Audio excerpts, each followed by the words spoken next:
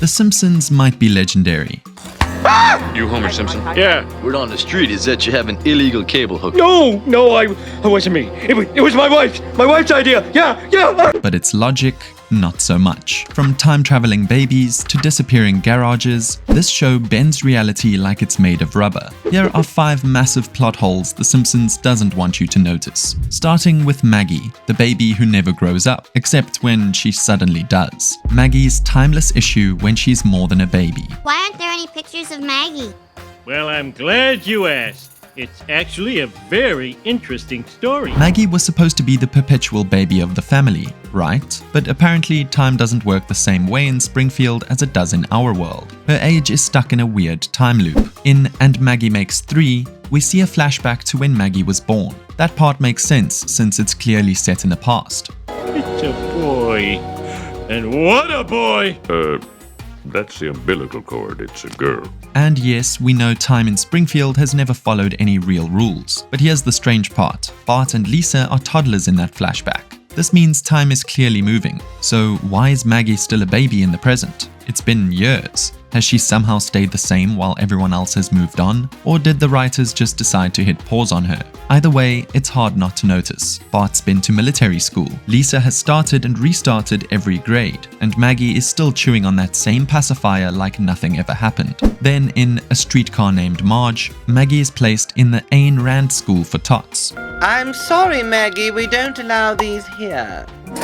And somehow, this baby becomes the leader of a full-blown toddler uprising. She's pulling off wild stunts, escaping cribs, and leading a mini protest. Hold on a second. Isn't she supposed to be the quiet little baby who barely moves? One minute she's sucking her pacifier, the next she's acting like a toddler who understands rebellion. It just doesn't add up. Then we go to Treehouse of Horror 9, and here Maggie speaks like a grown-up.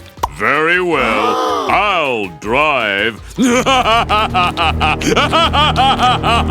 She doesn't talk, she grows fangs, real sharp fangs. And just like that, the baby we thought we knew is now talking and terrifying. Sure, it's for laughs, but it still messes with who Maggie is. And it doesn't stop there. In Lisa's first word, Maggie quietly says "Daddy" at the end. No one hears it. It's played off as a sweet moment, but it still breaks the rule. Daddy. Maggie is known for never speaking. She's the silent one, the quiet baby in the background. So how does she suddenly speak so clearly and then go back to being mute for years? So all I understand is that she stays a baby, stuck in that forever infant loop. Yet somehow the show breaks the rule whenever it needs a funny or dramatic moment. If it weren't for those occasional absurd Maggie scenes, we'd almost forget how weird this all is. It's like the show wants to keep Maggie young. Unless they need her to talk, throw a tantrum, or, grow fangs. The next one's a heartbreaker, as you realize Homer's childhood apparently changes more often than Marge changes her hairstyle. Homer's memory and childhood keep changing. Listen here, my name is Homer J. Simpson. You guys think I'm dead, but I'm not. Now I want you to straighten this out without a lot of your bureaucratic red tape and mumbo-jumbo. If you think Homer's memory is just a running joke about his intelligence, buckle up, because his childhood timeline is a roller coaster with a broken track. The guy's life seems to change with every episode, and his memories, well, they're more like a puzzle missing half the pieces. One of the most emotional moments in The Simpsons is when Homer finds out that his mother, Mona Simpson, is still alive. Wait a minute. Mom? Homer?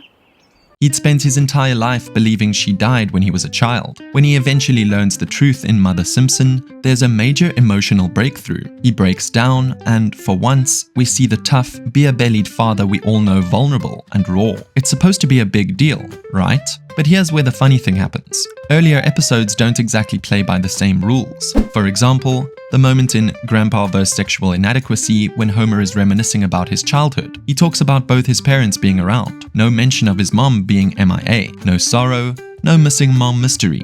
Just casual family moments where Mona is simply there. Look at me, Mom.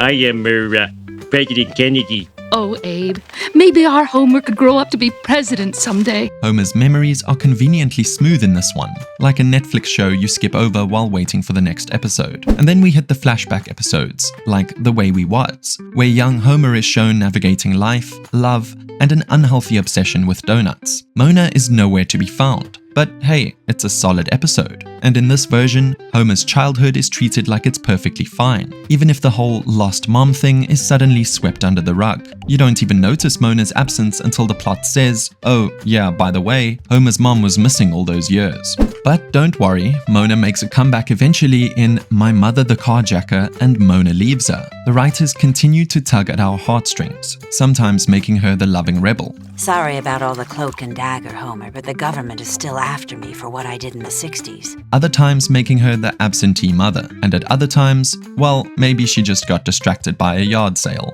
The show treats her status however the plot demands. Alive, dead, on the run, whatever works for the week. In the end, Mona's story is one of the most inconsistent arcs in the show, and Homer's memory of her is practically the definition of creative liberty. If this was a script for a real show, someone would have probably pointed out the massive contradictions. But it's The Simpsons. Who cares about consistency when you've got laughs, right? Homer vs. Science. The man who just won't die. Then there's Homer Simpson, who treats near-death experiences like coffee breaks. The guy's endured more pain than a crash test dummy, and somehow he still shows up at the nuclear plant like it's just another Monday. Then there's an episode where the house catches fire. Homer's inside. Ah! Fire! What do I do? Smoke, flames, the whole thing. He's unconscious and dragged out of a burning building. The next scene, he is smiling and chatting on the front lawn like he just finished a nap. It gets even more absurd. And who can forget king-sized Homer? He deliberately gains weight until he hits 315 pounds so he can work from home. He's so obese, the doctor warns him about heart disease. It's a ticking time bomb. But what about later episodes? He's back to normal size. No diet, no gym. Not even a how I lost the weight montage. At this point, you start to wonder if Homer is human or some kind of rubbery immortal. He survives fires, obesity, and suffocation without even needing aspirin. In the real world, he'd be a medical mystery. In Springfield, he's just Homer. You think your family has secrets? Bart's family locked one in the attic for 10 years. The vanishing twin. Bart's supposed sibling Hugo. Bart Simpson is a class clown and the only proud son of Homer and Marge. Or is he? In Treehouse of Horror 7, specifically the first segment titled The Thing and I from Season 8, The Simpsons dropped one of its strangest bombs yet. Turns out Bart had a conjoined twin named Hugo, who was so evil. Oh my God, Bart, look! The family chained him up in the attic and never told Bart about him. This isn't just some one-off gag either. The whole segment is built around the shocking reveal that Bart isn't the only Simpson boy. The episode claims Hugo was separated at birth and hidden away like some dark family secret, complete with creepy attic scenes, fish head meals, but here's the catch. Despite how dramatic and disturbing this twist is, Hugo is never seen or heard from again. Not in future Treehouse specials, not in flashbacks, not even as a weird background gag. He completely vanishes. And yes, technically the Treehouse of Horror stories are non-canon, but that hasn't stopped other segments from carrying over jokes or callbacks. Other Halloween episodes reference past monsters or events all the time. Even characters who die in these specials come back for more Halloween chaos. But Hugo, he gets erased like he was a bad idea scribbled in pencil. Even more bizarre, none of the family's behavior in other episodes suggest they're hiding a deep, dark secret twin. Bart's medical records, childhood stories, and even Marge's overly emotional moments never hint at a missing sibling. You'd think Lisa, queen of moral guilt, would eventually crack, but no, just silence. For something that dramatic, it deserved at least a passing mention later. Instead, Hugo joins the long list of Springfield mysteries we'll never get answers to. Forget plot holes. The next one was a black hole of fan outrage and denial. Principal Skinner's true identity was retconned and ignored. In Season 9, the writers dropped a bombshell so massive, it made fans do a double take. Oh, what the? An enjoyment buzzer. The Principal and the Pauper opens with a celebration for Principal Skinner's years of service. All seems normal until a man shows up claiming to be the real Seymour Skinner, and he's got the dog tags to prove it. Skinner. Skinner? I'm Skinner. Seymour? Oh! Mother!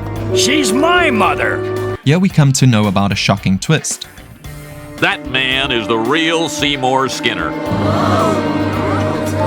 Our beloved buttoned-up Skinner is actually Armin Tamzarian. a former street punk who took Skinner's name after the real one went missing in Vietnam. Instead of coming clean, Armin had been impersonating his sergeant for decades, even fooling Skinner's own mother, Agnes. Yes, Mother, it's me. You look different somehow. But you must be Seymour. You heard it right. She wasn't even his real mom. Just a very confused, very angry old woman who somehow bought the whole act. You'd think the show would run with this twist and show what happens next. But nope. The town simply decides they like Armin better, they kick out the real Skinner and make a rule that no one can ever talk about it again. And just like that, the show never brings it up seriously again. Future episodes go right back to treating Skinner as Agnes's biological son. Flashbacks return to him as a child, growing up under her strict rule. There's no sign of the Armin backstory. It's all as if it were just a weird fever dream. And honestly, that might have been less jarring. Fans weren't just confused, they were furious. Critics slammed the episode, and even series creator Matt Groening reportedly disliked it. The whole thing felt like a prank the show pulled on itself, one it instantly regretted. And so, Armin Tamzarian became the Voldemort of The Simpsons, the name that must not be spoken, not in the town, not in the writing room, not in any episode that came after. It was a retcon so wild, the show hit the reset button immediately and never looked back. Except, we remember. Man, just when you think you've got the timeline of The Simpsons figured out, they throw in another curveball. But don't be like Homer and miss out. Make sure to hit that like button and subscribe so you never miss out on our hilarious breakdowns of The Simpsons craziness.